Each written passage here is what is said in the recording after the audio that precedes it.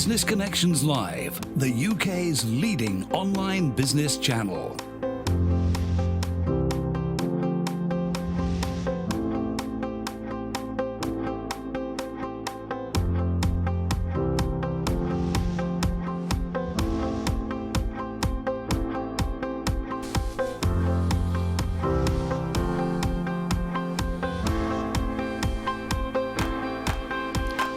This is Business Connections Live with Steve Hyland.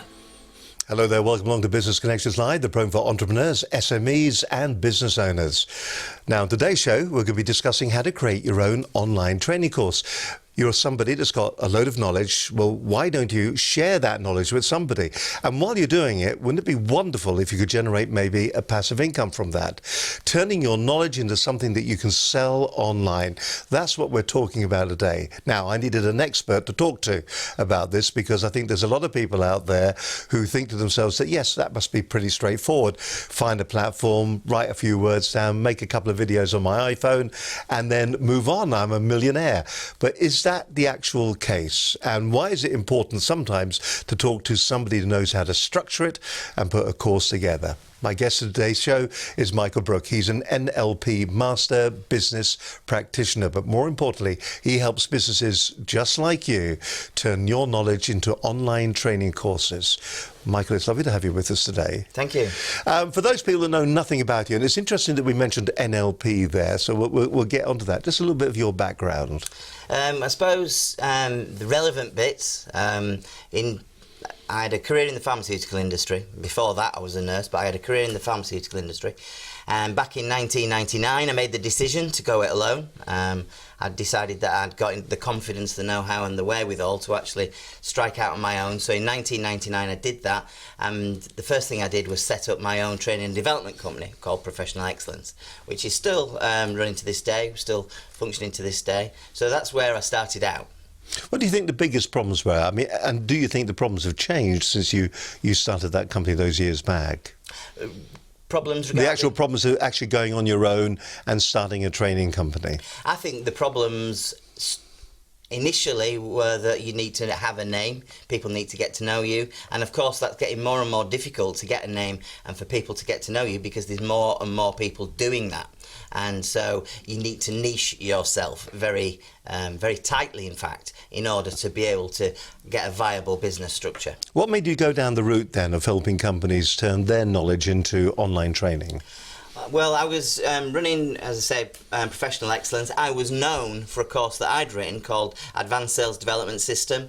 I was training this course throughout Europe and I was working for some big household names. And they turned to me and said, well, it's okay, this course, we run it across 6 European countries. It was translated into 6 different European languages. But we now need people to get the follow-up, because of course the follow-up is the key to training being sticky and working. And there's a phenomenon known as the Ebbinghaus effect, which is literally the forgetting curve, which just means we're forgetting things as soon as we've learnt it. And the secret to avoiding the Ebbinghaus effect is complete reinforcement, time and time again. Well, of course, as a training consultant or running a training organisation, it's very unlikely that the company that you're working for can afford to keep bringing you in. And in any way, it's just impractical. So the logical way to provide constant reinforcement of the knowledge that you've given them is through online training courses. And so that's what we did initially. So my first online training courses were provided as follow-up to the work that I was actually doing. Which was tremendous. Which was great news for you at the time. Was that when the lights all turned on, you thought to yourself, actually, this is a business in its own right? Absolutely, 100%, yeah. So when people approach you and they say, look, I'm a consultant and I've got all this knowledge and I want to share it with somebody, and am I right in saying that they're also looking for this residual passive income as well? There's a number of things that people are looking for when they come to me. It's true to say that often the people that come to me tend to be trainers, consultants, coaches, therapists maybe, authors, people with some expert knowledge in a particular field, and most of those people have got frustrations, if not problems. And they've got a number of those things, and one of them is they are sick and tired of swapping their time for money. In my case, I was travelling all over Europe and just, when you're doing that, it's rare that you can earn money when you are not physically present, which is restrictive in itself. Which is the bane of every self-employed or small business owner, isn't it? While you're lying on the beach, you're not earning any money, are you? Absolutely. While you're travelling, you're not earning any money. Yeah, and so that's one of the big problems. Another problem is you talk about residual income or a passive income. Well, the truth is passive income is very hard to find. People talk about passive income, but it's very difficult to achieve that. But residual income and a different income stream is definitely doable. And the reason why they're looking for that is you would be amazed at how many trainers, coaches and consultants are barely earning a living wage. There's so many of them that are, they seem to be doing well because they're busy, but they're not really earning a great deal of money. So to be able to take that knowledge, that experience and that know-how and to transform that into something that will create an additional income stream, either as a follow-up program, because that then increases your value, people perceive you as more valuable, because very few companies create that, or it's something that they can sell alongside what they do, or it might be that they've got another sphere of excellence and expertise and they can create a program that will do that. Do you think it's a mindset that these people need to get into? Is it a mindset? If you're going to be doing online training for people, is it a particular mindset you have to get into? And what are the big mistakes, do you think, that people make when they approach you initially? Is it they don't think the whole thing through? They don't think they have enough content? They want to make it... So many questions. Sure. They don't have enough content, or they think they've got too much content. And it's actually narrowing it down so they've actually got a course out of it. What kind of things do you find yourself saying repeatedly to people who talk to you? Okay, in terms of mindset is a big issue as far as online course creation. And the first one, and you've just reminded me of this, is that people do not believe that their content online is as valuable as it is face-to-face. Really? They absolutely do that. They have a real fear that their content won't be perceived as valuable when it's online as it is face-to-face. Is that because they know their content, and therefore because they know their content, they are familiar with it, and they don't see the value of it outside of themselves? I think they feel that they have to be present, but the reality is your content can be more valuable if you're not there, because it's perfection. When you're actually delivering it live, it's seldom perfect. Yes. Because you're forgetting things. You're going off on tangents.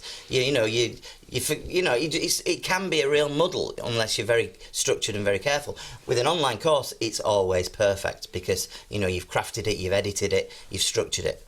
One of the big, I speak to probably about 20 people a week about creating online courses. I'm very happy to take people's calls. I'm very happy to have discovery calls with people. One of the first questions I ask these people who have obviously been in business for a while or been doing what they do for a while, then the first question is, why haven't you done it already? Why haven't you done this already? And what's the most common answer? Well, quite often they say, well, I started to map it out. And then the first thing that happens, they get a big sheet of paper, they map it all out, they might mind map it or brainstorm it or whatever, and they sit back and they look at it and think, wow, what a lot of information there is there. And the first problem they get is overwhelm, because they just look at all that and they think, it's going to be too much for me to do. Is it the old adage, less is more? It certainly is, but closely following the overwhelm is the next of the three gremlins that hits them, and that's procrastination. Because we're all good at that. Yeah, we're all good at that, but they see so much information there and they think, well, I know all this stuff, I've got to get all that stuff out there, and I'm overwhelmed with that, so they put it off, and they put it off for a week, they put it off for a month, they put it off for a year, they put it off for 5 years, 10 years. I've had people who've said, well, I've been wanting to do this for 20 years. And of course, then we get the third gremlin, the third problem, and it's actually the mindset that caused all that, and that's perfectionism. Because they're feeling it has to be perfect when they do it. It has to be perfect, and they have... Does it have to be perfect? No, it doesn't have to be perfect. In fact, I often have to rail people in and say, this does not have to be the PhD version of your knowledge. It doesn't even have to be degree level. In fact, what we talk to people about is having their optimal viable course. It doesn't want to be suboptimal, but it doesn't need to be the premier version either. The place to start is with their optimal viable course. And I often have to draw them back a little bit And that gives them comfort, and they think, well, everything's doable now. Do you think that's because they feel that if they don't give the very best of the best, then it won't have the value that they want to get back from it? They do that, but they also forget that they are not their customer. And they think that they need to give the customer as much knowledge as they have, where actually the customer doesn't necessarily need as much as they know to achieve the results that they want to achieve. People forget this. When you create an online course, it's all about your audience. It's not about you. And sometimes people, I'm afraid to say, want to throw everything at it, including the kitchen sink, because they want to show how much they know. And it's not necessary always. Off those 20 people a week that you're talking to, yeah, how many do you think actually end up making a course? A handful, maybe 3, 4, 5. Really? So that's small. So is it something, so what would be the considerations then, do you think people should be taking into account? Maybe they've listened to you, they see the excitement of it, but what would be the first question they should ask themselves? My big question for anybody when I sit down with them is, what is your purpose for making this course? What's your biggest why? What's your strongest reason for making an online course? Because unless you get that sorted out in your mind, you're going to have all sorts of problems. So you really do need to know why you're doing it, because it's not an easy thing to do. You know, you need to get the concept right, you need to get the structure right, you need to get the scripting right, you then got to film it, you've got to edit it. There's a lot of work to be done. And unless you've got your why, you know, firmly in your mind, you know, it won't take much to knock you off course. Listen, we're going to talk more to Michael Brook in just a few moments' time. Hope you're finding today's program interesting. We're going to be talking about, well, we've talked a little bit there about the mindset challenges that people face when creating online courses.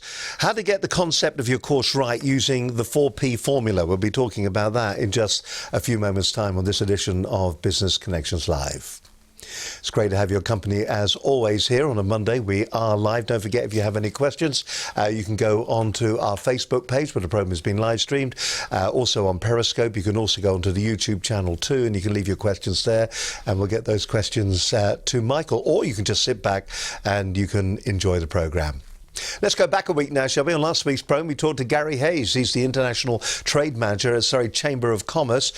We were talking about, we were getting advice for importers and exporters, tariffs and customs is what the programme was all about. Now, of course, we're trying to steer off the B word at the moment because nobody really knows on a day-by-day, hour-by-hour even basis what exactly is going on. A lot of people came back to us after the programme and said how useful this particular programme was, if they, well, particularly if you're an importer or an exporter, and what the tariffs and customs, and also where to find the relevant information, where you should go, what websites you should be looking at, and what available information is out there at the moment. Great show with Gary last week. If you did miss the show, it's well worth a watch. Just go to our website at businessconnectionslive.com.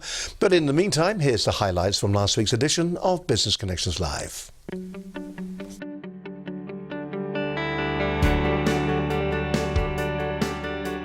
Now, today's show, we're going to be discussing advice for importers and exporters. We're looking at tariffs and customs. Joining me in the studio is Gary Hayes. He's International Trade Manager for Surrey Chamber of Commerce. Guidance has started to come out from government over the last 3 months or so. The issue is there's just too much information coming out. And just to give you an idea, since October last year, there has been just over 800 government notices that have come out, all surrounding Brexit. In the last weekend, there's been another 12 that have come out, and just this morning there was another 6. Government has done some really good stuff where they've lined up things like the EU preparing for EU exit on the Gov website, which is literally 7 questions that you answer, and it identifies what areas you need to be thinking about should the UK leave without a deal. The issue is if businesses are trading outside the EU at the moment, they just pretty much follow on what they're currently doing when we trade with the EU outside of a no deal. There's going to be customs declarations that are going to have to be made for imports and exports from the UK and the EU. The figure that's kind of being battered around at the moment, currently there's about 50 million a year customs declarations being made between the EU and the UK. In a no deal, that goes up to 350 million. You might want to engage with your freight forwarder, because your freight forwarder will also be able to do these customs declarations on you. You might want to speak to a customs agent as well, or a customs broker, and they will be able to do those declarations on your behalf. The issue is that not all of these customs agents and these freight forwarders will have the capacity to be able to do these declarations for everyone. And this could be things like they don't hold the customs badges for particular ports. So, you know, you might have a shipment that's coming into Southampton, but your freight forwarder doesn't hold the right customs badge for that for Southampton. For Southampton. So it's about talking to your freight forwarder, your customs agents, to see exactly what is the requirement of your business and whether they're going to be able to facilitate that in a new deal. We are going to be much more free to negotiate with other countries. So at the moment we have a mutual recognition with Australia, New Zealand and the US of A. So an EORI or EORI is a economic operators registration and identification number, and you require that to trade with the EU. If you trade outside the EU, you likely will already have this number. So as a business, you need to make a decision whether you are going to use a customs agent or whether you're going to do self-declarations or you're going to use a freight forwarder. So that's the first question. For people that don't know, how difficult is that? It can be quite difficult. We actually have a service, or we will have a service that's actually able to provide export declarations, which hopefully we're launching in May, called Chamber Customs. So Gary Hayes, International Trade Manager at Surrey Chambers of Commerce. You can contact me on at gary.hayes@surrey-chambers.co.uk if you have any questions regarding Brexit, or visit our website www.surrey-chambers.co.uk. The key points that businesses need to look at is see if you've got a URI number. So again, look for that if you've got that. If you are trading with the EU, how are you going to make your customs declarations? Are you going to use an agent? Are you going to self-declare? Or are you going to get your freight forwarder? And make sure that they understand what volume that you are going to have. The other thing that you should look at should be your commodity codes, making sure that all your products and all your components, anything that potentially you can sell overseas, has a commodity code, and that you understand what the potential tariff rate is going to be should we have a no deal. If you are trading with any of the countries that have free trade agreements with the EU, and you can find that information on the gov.uk website, have a look and check your contract, check for what potential tariffs that are going to be applicable, and just do the best you can to prepare for whatever is going to happen. It's changing very quickly, so if you do have any questions, please contact either myself, or if you're not based in Surrey, contact your local Chamber of Commerce. They will be more than happy to help you.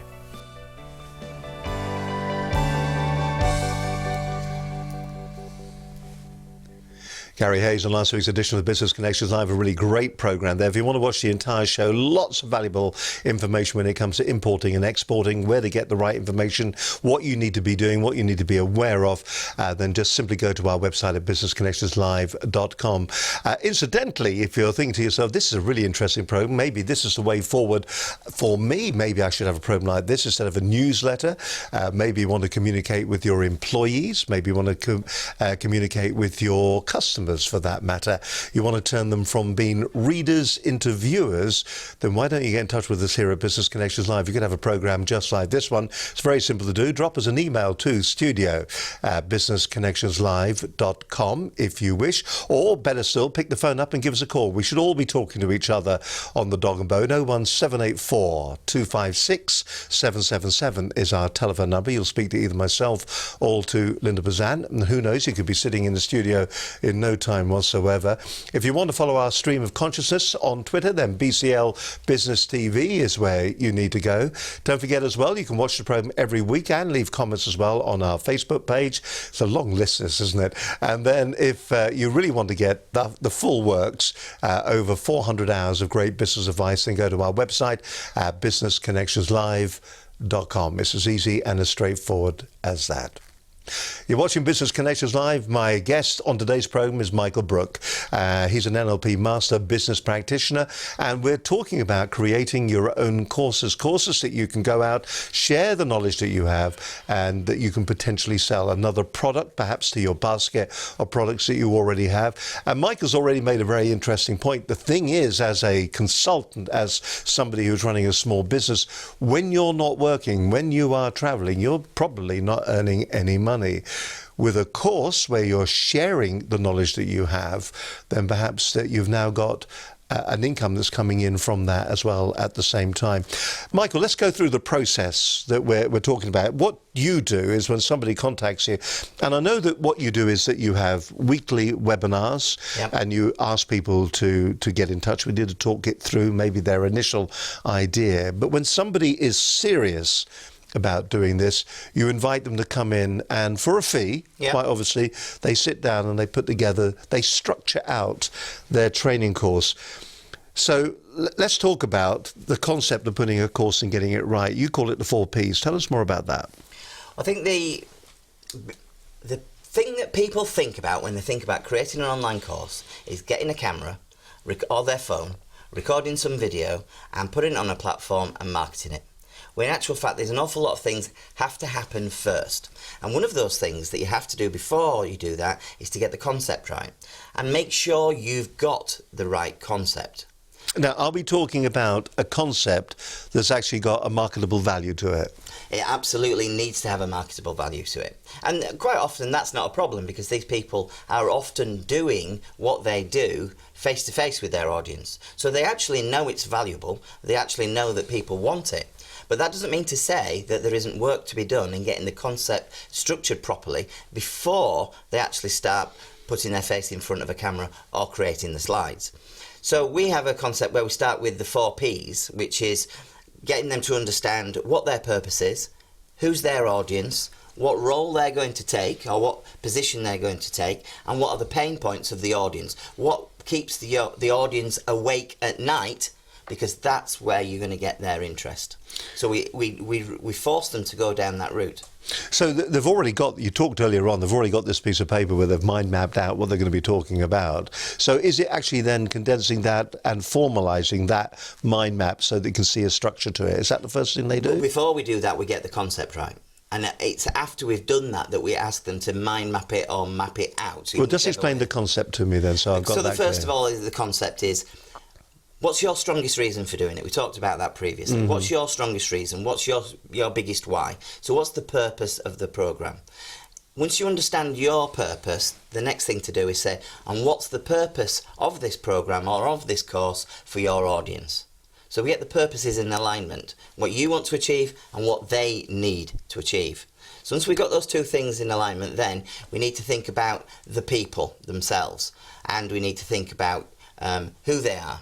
So we're talking now about the kind of audience that we're going to be approaching, yeah. yes. Because quite often people say, well, I know my audiences, I work with them all the time.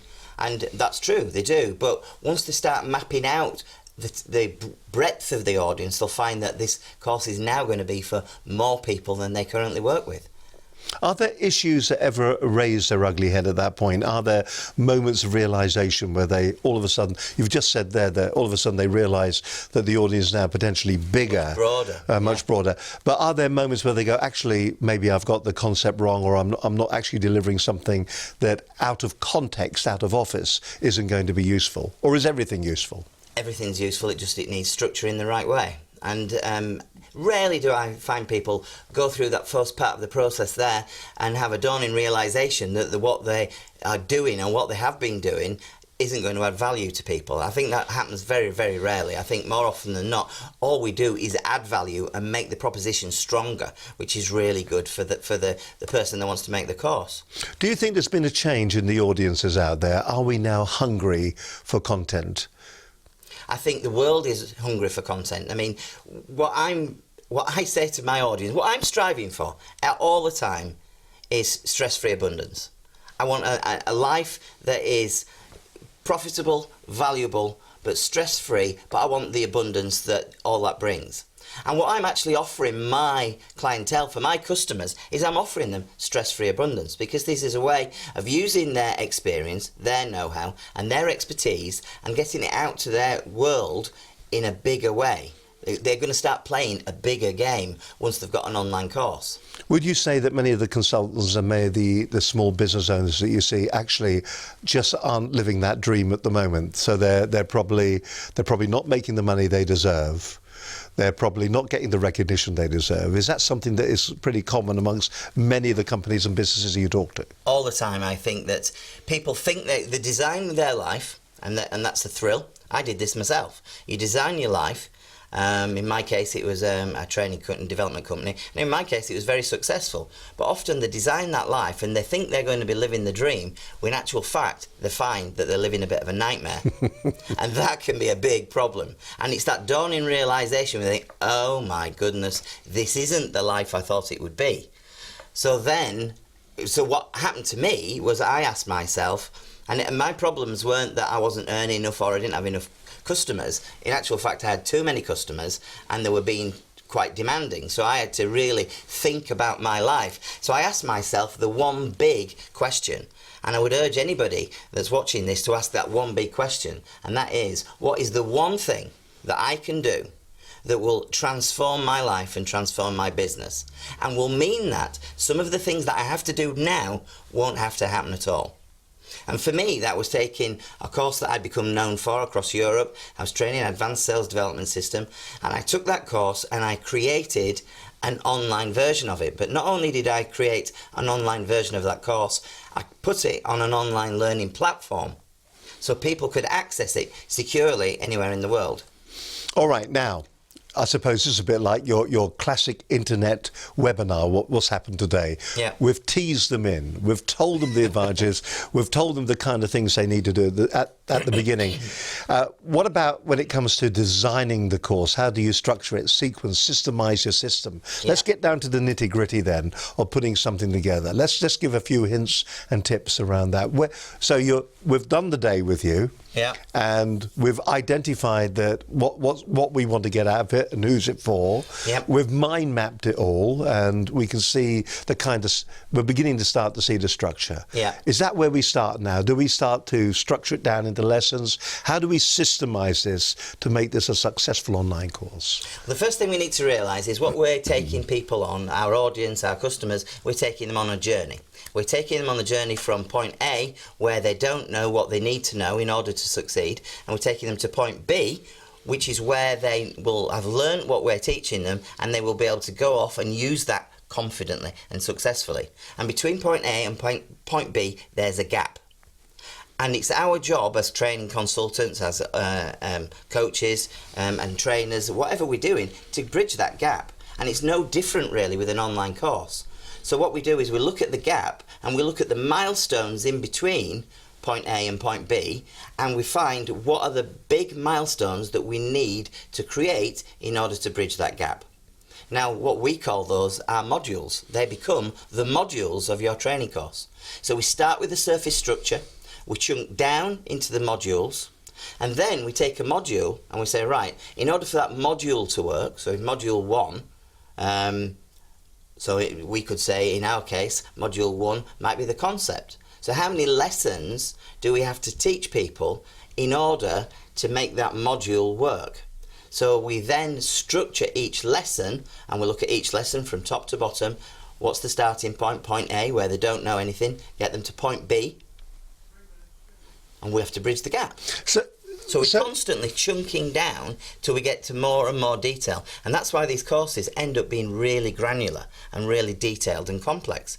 Because we have to take, from the surface structure down into the modules, from the modules down into the lessons, from the lessons down into the key points that have to be made in each lesson in order for each bit to work. But this is actual skills that they will already have. They're probably already doing this, but they're doing it subliminally, aren't they? They're doing it. They're not realising they're doing it. It's the old thing about tell them what you're going to tell them, and then tell them again, isn't it? To a certain extent, but with more detail on the individual segments within it. Yes, but it's more than that, because when we do what we do, and we're with an audience, we often see the audience's confusion before they recognise they're confused, because we're picking up little cues, little facial cues that tell us that this isn't working, what we're saying isn't working, and we need to change tack, and we need to... The feedback, effectively. Yeah, it's feedback, but they're not aware they're giving you feedback often. So we see all that sort of thing, and we act accordingly.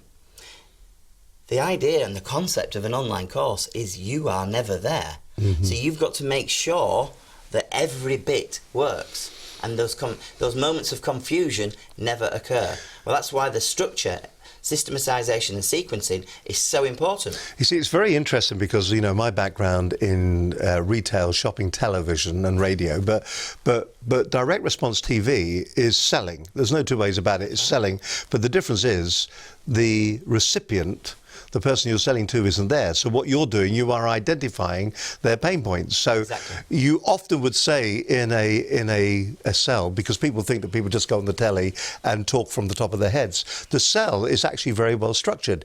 In many respects, if you were working for somebody like QVC or the home shopping networks, the sell is divided into 6 individual segments with 6 individual calls to action and things like that. People don't realise they're being sold to. But what you are doing, you are highlighting their objections. You may say, well, you may be thinking it won't fit into your room. Yeah. Well, let me tell you, it will fit into your room. It's those little cues that you would use. And it sounds like we're doing exactly the same when we're putting it into our training modules as well. It is, I mean, because before the design phase, we've got the concept phase, and we said that there's 4 points really. There's there's the purpose, there's the people, there's the position that you're going to take or the style that you're going to use, and there's their pain points. And unless you explore those in a lot of detail, and it's a bit like spin selling, you know, you start with the pain, and then you look at the consequences of the pain, and then you build on that. So we need to get into that mindset so that and it's not that we're trying to do anything untoward. What we're trying to do is really thoroughly understand all the frustrations and problems that your audience has got, so we can bridge the gap. Do you think that systemization is sometimes a bit, you know, the fact that we're getting it in the right sequence, making certain that each of the individual components have actually got a sequence that you're taking them through as well? Yeah. Do people find that difficult sometimes to get in their head? Because we mentioned outside before we came on the programme today that when you're doing a live one-to-one or one-to-many training course in the flesh, you've got the tangents that you go off on, you reinforce with stories, you do all those, you give examples, you do all those kind of things. Yeah. And is it systematically working your way through what you say normally to find those supporting pieces of evidence as well? It is, and it's what you do on your best day. Yeah, so because nobody ever... Yeah, you don't always have best days. No, you don't always do your best. But the beauty of an online training course is it can be perfect, because you can make sure that not only is everything in there, it's all in there in the right order, it's all in the right sequence, and you can step back and you can edit out the bits that don't work and make sure that you put in the bits that you've missed. So actually an online course can be better than the live presentation. But unfortunately, a lot of people think because they're not live and they're not present, it's going to be less valuable. Well, actually, it's more valuable. Because you're getting the very best of the best. Getting the very best. Well, I hope you're finding today's program interesting. And once again, some great tips and hints as well. If you're thinking to yourself, you know, this is something that I'd love to do. Maybe you should be just sitting back, identify who your target audience is and what you want out of it as well. And then maybe proceed on to the knowledge that you have. What is the message that you want to impart? What do you want to get out there? What do you want to tell your audience? And you may be thinking to yourself, you may sit down and think, well, actually, the value of the training course that I have is the enthusiasm and my personality that I project on the day. Actually, it isn't. What the people are looking for, they're looking for those little gems that they can take away and that they can use in their own business life, in their own businesses on a day-by-day basis. They want to have, maybe they want to take your experiences and then instead of learning what you've learned from those experiences, they want to take that experience and then kind of nearly have it implanted into their own psyche so that they can get the benefit from your experience. And of course, an online courses can be ideal for that. My guest today is Michael Brook, NLP Master Business Practitioner. We're talking about creating online courses. We'll look at Michael's website in just a few moments' time. Now, you may well be a trainer, you may well be out there on a regular basis going around and getting your PowerPoint or your keynote slides out and then saying, here's what you need to do. You need to be looking at these slides, you turn your projector on and all the eyes in the room leave you and they instantly will go onto the slides. And while you're talking, everybody in the room is reading your slides. They're not listening to a word that you're saying.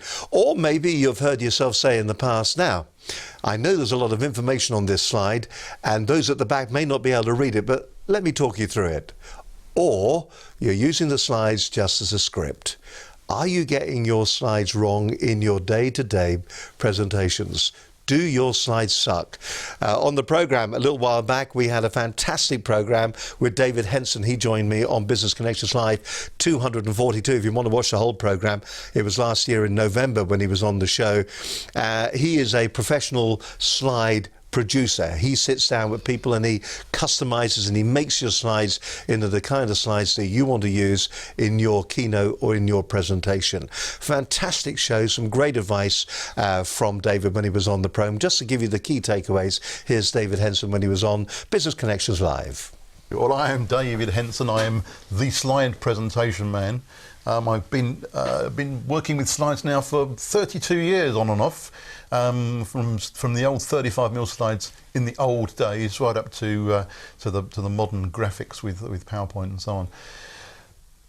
It's really important that your slides reflect your message, that they're congruent with what you're saying on stage, and that they don't clash with what you're saying. In other words, don't put your script on your slides. Make sure that they reflect what you're trying to say. It's also, there's nothing wrong also with going blank, not you personally, but on your slides. So if there's a part of your presentation where you don't need to use slides, turn off. Just go black, and then the audience will concentrate on you again. In terms of what you need to know to produce slides, obviously you need to know how to use things like PowerPoint or Keynote or Prezi or whatever tool you want to use. They're all tools, by the way. I don't go in for all this kind of stuff about which one's better than the other.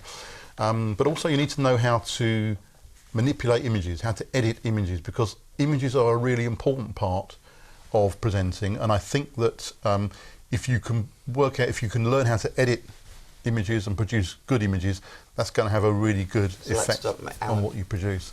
So yes, Dave Henson, slide presentation man. Good luck with your slide presentations. Fantastic. Dave Henson there on Business Connections Live, a truly impressive program. If you're one of those people that just haven't got a Scooby-Doo on how to make your slides for your next presentation, then do watch that program. I think the big problem, maybe you'll agree with me on this, I don't know, but the big problem that you see is that people will use their slides to develop their courses. Do you see that when you're making courses? Not really, because I mean maybe other people do use their slides to make courses that they'd like to put out, but we tend to start a long time before that, and we start with the concept and then the design, and then the slides would fall out of the design. So really, it's the other way around, isn't it? The other way around, and my preferred methodology is to actually do it face to camera like this, and the reason for that is that you are actually building a rapport with your audience, making a connection with your audience, because hopefully this isn't the only course that you're going to sell your customers and your audience. And if you start at the beginning, maybe start with a beginner's course, maybe start with the optimal viable course, you then take your audience with you, because they're starting to know you, they like you, and they're trusting you, and there's no reason why you can't take them from a basic course through to an advanced course, and even a course where you provide some of the things that you do already, like coaching, which is when you really hit a very premium price course. My guest on today's show is Michael Brook. You just heard him talking there, expert, easy for me to say, expert course producer and presenter as well. So it's great to have Michael with us today, sharing his knowledge. In just a moment, we're going to be talking about how and where to publish your programs and the importance of marketing and selling your courses. I actually think the biggest issue that a lot of people have is they may well have the course inside them. They may well go to Dave Henson and get him to knock up a couple of slides for them. And then what they do is they sit in it and they do absolutely nothing with it. And I think that's probably something that we all do in business. For instance, on LinkedIn, how many times has LinkedIn come back and said, you have a new connection, start a conversation with them, and you never ever do. You're a very naughty person. By the way, Angus Grady on the program in a couple of weeks' time, talking about what you should be doing when it comes to growing and developing your LinkedIn marketing. So he's on the show. I think it's next week, actually. Angus is with us here on Business Connections Live. Let's just have a quick look at Michael's website. If you want to find out more, it's My Expertise Online Academy. You can go then to Total Online Course Blueprint, learn how to create your own online course in 2019. What's nice about this, and a lot of people are doing this now, and I love the idea that it's been done, you can book yourself a discovery call with Michael. So does that cost you anything for that discovery call? Absolutely not, no. And how long do they normally last? 20 minutes to half an hour, sometimes 40 minutes if we're really exploring deeply. And it just kind of shows whether someone's got a real clear idea or if it's going to be suitable for them. Yeah, sometimes people want to know, is their idea for a course viable? Is their business the type of business that could create a course? So yeah, that's the idea of that discovery. So the site carries a lot of great information as well. You can experience the Academy today with their compliments. Creating your own online course of products just got easier. We teach you how the My Expertise Online Academy works to help people to create their own online courses or products. Some good information there. If you go up to the very top though, what I do like about the website, there's a lot of great information on there, including this. I was looking at this the other day before Michael came on the program. He does work his way through all the reasons and all the things you should be thinking about prior to starting putting your course together. You know, no need to reinvent yourself. The plan for creating your online course, you don't need lots of kit to make a successful online course. He takes you through all those particular steps. I think what it doesn't cover is that knowledge that you have for people, that knowledge that you've got, the expertise that you carry on what to do with the course once you create it. And I think a lot of people fall over at that stage, do they? Yes, I mean, there are an awful lot of courses out there, unfortunately, that never see the light of day. And the reason is they've created it. It's a really nice course. It's based on their experience, their expertise and their know-how, so it's valuable. But because they don't market it, they publish it, but publishing it in this context is getting it on the right platform so your audience can access it. But after that, you need to be able to market that course. And unfortunately, that is an area that most people are quite weak on. They don't educate themselves about how to market it. Like, for example, I'm a member of a mastermind group. I'm a member of Nick James's mastermind group, and we talk a lot about how to market your business. I was just at a seminar Thursday, Friday last week, Expert Empires, and they were some of the most impressive marketers in the world speaking. I keep myself up to date with current trends in marketing because it's very important that I market my business, it's very important that I market my courses, but it's also very important that I help educate my customers how they should market their courses. Do you think when we are a consultant or we're self-employed that we end up being very silo-driven, Yes. that we become quite isolated in what we're doing? We have our fixed customers that we go to, Yeah. but we really, outside of that very, very small spectrum of people, we're relatively unknown. I mean, most companies in the UK, that they suffer from obscurity, don't they? Yeah. Invisibility, I like. Invisibility. Yeah. And that's why I think joining groups, networking groups, but more importantly, mastermind groups, is really valuable because it's like the collective intelligence. You go and work with a mastermind group where, hopefully, there are people in the room who know things that you don't know. And so you can go and look, whether it's marketing, whether it's about selling, whether it's about getting bums on seats to your event, it doesn't matter what it is, there will be people in that mastermind that knows more than you do. Well, Nick James is old school internet marketing, isn't he? He is, he very knows the business of where you need to go and how you're meant to do it. That's right. Do you think the value is in the list then? I mean, because that's something that the old internet marketers will say, your value is in your list. When it comes to marketing your course, you're going to have a restricted list anyway. How do you get out there? Is it by using some of the different social media platforms? Is it the likes of LinkedIn that you should be working on? Is that one place you go? Is it Facebook? Is it all down to the kind of course it is? Is it all of that and a little bit more? What is it? How do you go about, shall we say, marketing a brand new course? What would be your advice? Well, I think just taking that first point about the value being in the list, I think that's less so now than it was. I think Interesting. People used to have this enormous list and market the bejesus out of that list in email marketing. But now it's less important to have such a huge list because marketing's got a lot more sophisticated now. I think we're using platforms like Facebook, and particularly Facebook Live means that you can reach a much wider audience even if you don't have a list. But that means that then you do convert those people that you do make contact with into your list. Into a list, but a hot list, and perhaps a smaller list. So then, for the person that's sitting watching this right now and they're saying, right, I don't have a list, I do a bit on Facebook, but it's really only friends and family. Yeah.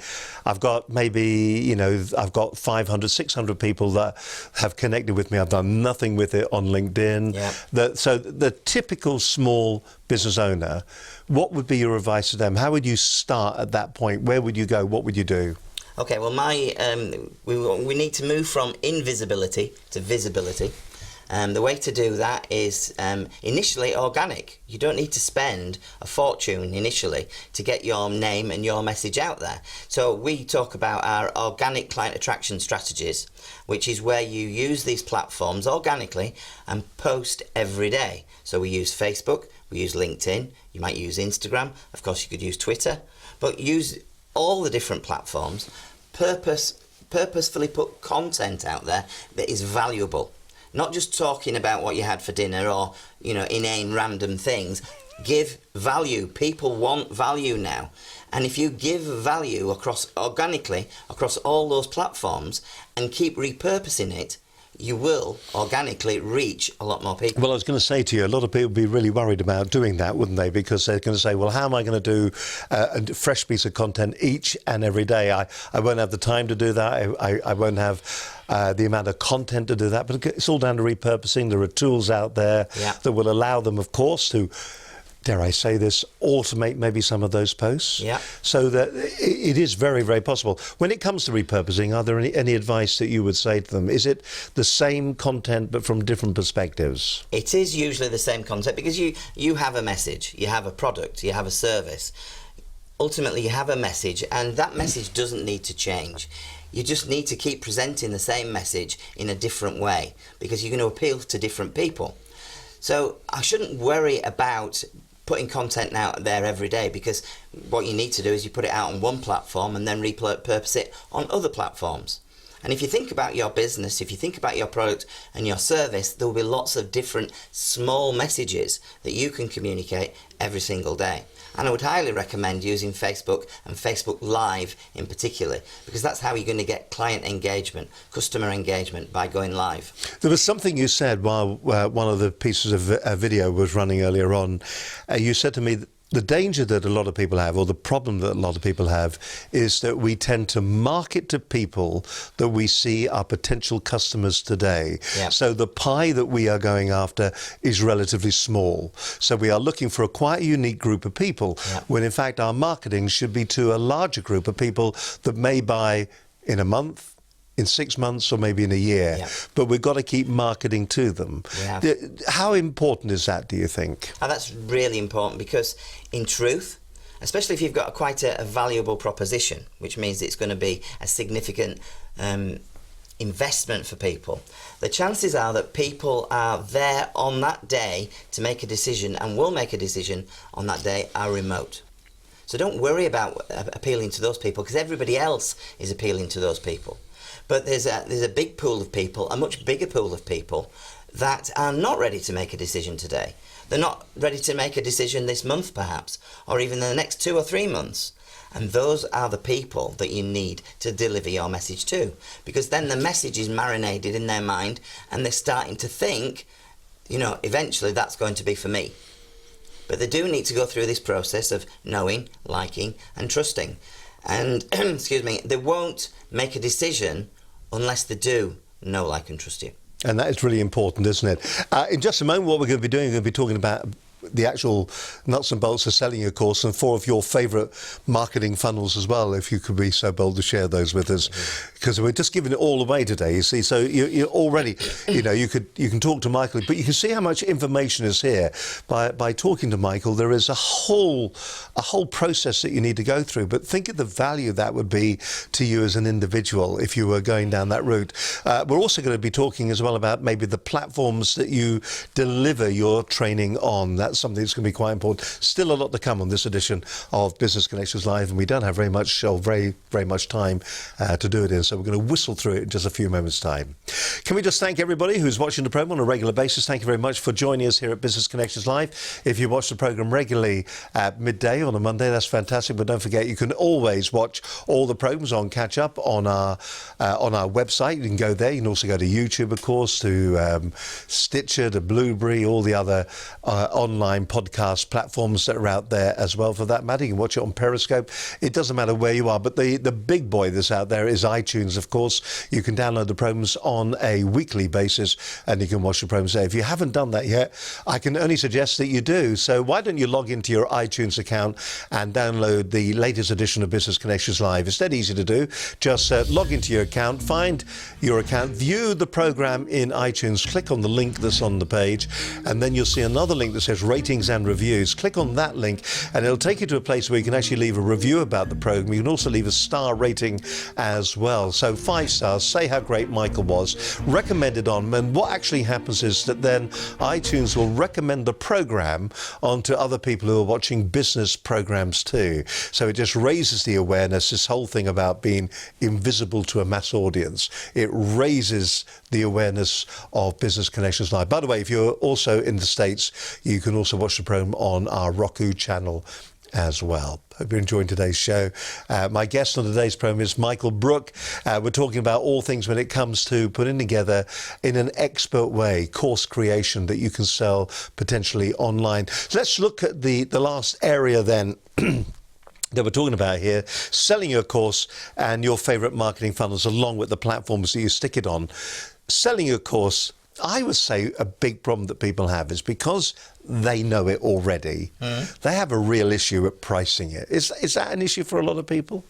I think, yeah, I mean, when I start working with people, the first thing we do is we sit down for 3 days and we work through a 3-day workshop where we get everything tight and we know exactly what that course is going to look like before we pick up a camera or before we start creating slides. So it's just headings, is it, we're talking about? Headings and a basic outline of what that particular segment is actually going to contain? Yes, and it says, we discussed before, how you start from the surface structure and you chunk down into the next level and you just keep going down.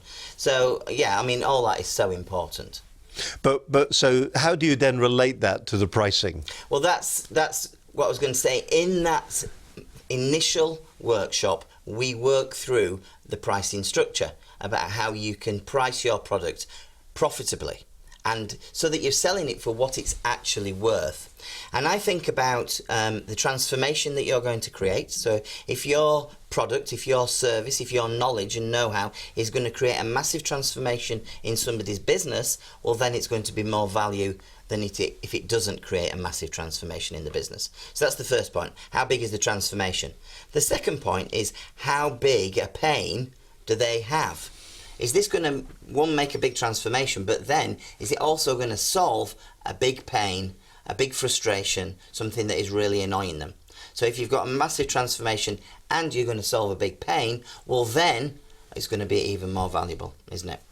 Then the next part of it, sorry Steve, is if some courses just deliver knowledge. Some courses just deliver knowledge, but then add how they go about doing that. And then if they're going about, so it's just giving information, the next thing is we'll tell you what to do, but we'll also show you how to do it. If then you say, I'm going to hold your hand and help you put that into practice, well, that's the third stream. So we've got transformation, pain, and how much are you going to help them to implement the knowledge that you're giving them. If you're just going to give them the information, Well, that's probably less expensive a course than if you're going to give them the information and show them how to do it. And then if you're also going to help them with either webinars or one-to-one coaching additionally, well, that's probably a bigger price point. So you've got 3 points there of structuring your pricing. To give people a kind of an indication, what kind of price range have you seen courses go for? Okay, so that's another point, and it's Is that how long is a piece of string, is it? Well, it is, but there is some science behind it. So if you're making a course that is going to help people improve their hobby because they want to get better at a particular hobby, well, then that's what we would call a B2C course, isn't it? It's business to consumer. And it's probably not going to drive as much revenue as if it's a B2B course, and it's going to... So those courses that are maybe hobbyists might be £200, £300 to buy. If they are a small or medium-sized course, they could be £300 to £500 or £600. But then there are courses out there that are £2,000 to £4,000. It depends on the level of granularity. It depends upon how much transformation you're going to make. It depends how big a problem you're going to solve. All those types of things have to be taken into consideration. Are there courses out there that you think people will think they must be good because of the price of them? Of course, yeah. There's a pricing. I think it was Cialdini that talked about, if it's not selling, double the price. Yes, indeed. And actually, we've got a programme on pricing that we did a little while back here on Business Connections Live. Do check that out, because we were going through some of the different structures and some of the different processes you need to be doing when it comes to pricing your products that you are selling on. We probably all underprice ever so slightly because we know what we're talking about, but then our clients don't. So then, your 4 favourite marketing funnels, what are they? Well, Give the secrets away. What are they? Come on, secrets. So people have got to understand that there is a difference between marketing and selling. And here's how I differentiate it. Marketing is bringing the horse to water, and selling is making it drink. Yeah. That's the difference for me. So we use funnels to get the horse to the point that is ready to drink. So, you can do your organic marketing, you can do your paid marketing, but the process of getting that person to think, it's a bit, you start off by getting people to be aware of you, then we move on and get people to stick the hand up and say, I'm interested, and then we move them to the next level where we're going to convert them into a customer. So it's about pre-framing, indoctrinating, and then getting them to convert into customers.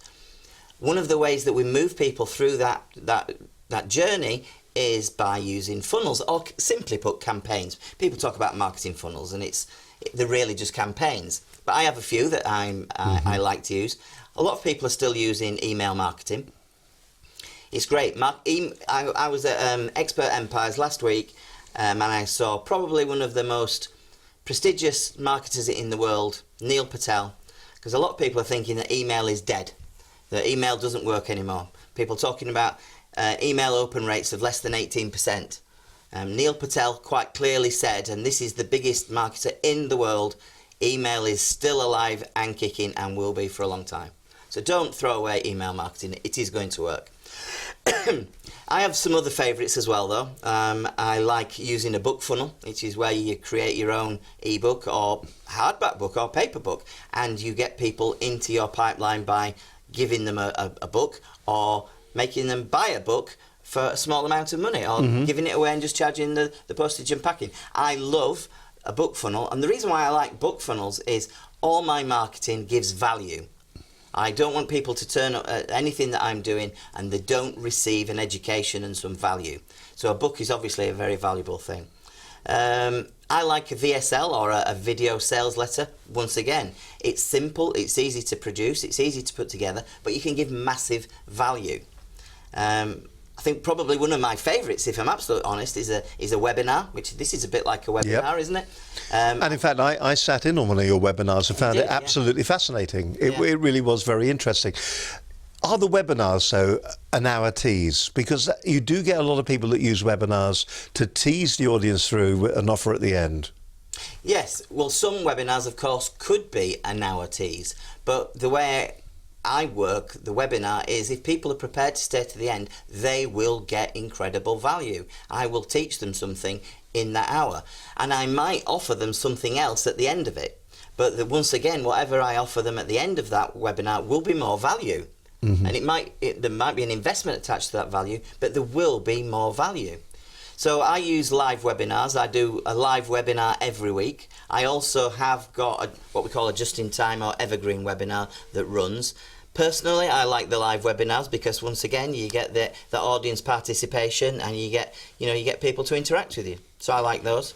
And of course, then there's the good old-fashioned product launch formula, which I think was Jeff Walker's baby many, many years ago, but they still work, which is where you ask people to give you their email address or their contact details, and you give them a short video course that might be rolled out over 7 or 10 days. So those are some. So actually giving them a bit of a taster about what you're talking about. You can actually use elements of your course in your product launch formula. Yeah, really like the idea of that. Platforms then. What platforms would you use? There seems to be countless number of platforms. People worry about this. Do they host it on their own website and do something clever where they have a membership area? Do they take it to the likes of maybe Teachables? Do they take it to the likes of Kajabi? What would be your recommendation? Well, I think at the end of the day, it doesn't really matter which one you use. The purpose of one of these platforms is to take your content, your great content that you've invested a lot of time in creating, and deliver it to the audience that is going to use it. So that's the most important thing. So considerations are, will it deliver everything I want it to deliver? So one thing that I always recommend is we don't just use video, we use audio, and we use printable materials and exercises. So you need a platform that will deliver all the different elements. So for every lesson we make, there's a video element, there's an audio element, there's a PDF element, a transcript, and usually an exercise as well for every single lesson. So you need to make sure that the platform will do that for you. And of course, most will. A lot will anyway. Then, depending on how many people are going to be using your program, is it going to be a huge international audience? You need to make sure it's quite robust. And so you don't want something that's going to fall over. But once again, all the ones that you've just mentioned would stand up. Some of the ones like Teachable and Thinkific, if you're the cheaper end, at the most affordable end, they're not as brandable, they're not as customizable. So these are all things that you've got to consider. How important for you is it to have it looking like it's yours and really well branded? So we use our own, we have our own platform, and the reason why I've got our own platform is so that you can do all that with it and brand it to look like a website. But we also recommend things like Kajabi, and if people say to us, we want to use Thinkific because I think we can use it for free, I'll say, well great, let's use Thinkific. So, some really good advice there. Michael, we are at the end of the hour, and we've just scratched the surface. We have indeed. Indeed. But what we always ask our guests to do is to do the key takeaways from the day, the things that our viewers should be remembering. So if you don't mind, say who you are, straight down camera number 4, who you are, where you're from, and the key takeaways for our viewers today. The airwaves are all yours. Take a breath, and away you go. Straight down that camera there. Okay. It's Michael Brook from My Expertise Online. I'm an expert product creator. I help people to create, market and sell their own online courses that they can do from their own know-how, their own experience and their own expertise. Some simple takeaways here are, first of all, check your mindset. Is it the mindset that's holding you back? Is that the reason why you've not done this thus far? It could be the fact that you're overwhelmed and therefore you're procrastinating. Make sure that you get the concept right. Think about your biggest why, your strongest reason why, who are the people, who are the audience, and what are their biggest pains. And then when a lot of courses fail is because it's not structured properly. It needs to be structured and it needs to be sticky. People need to be able to retain that information.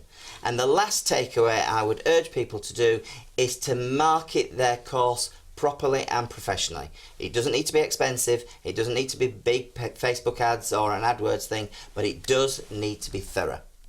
And that would be my key takeaways.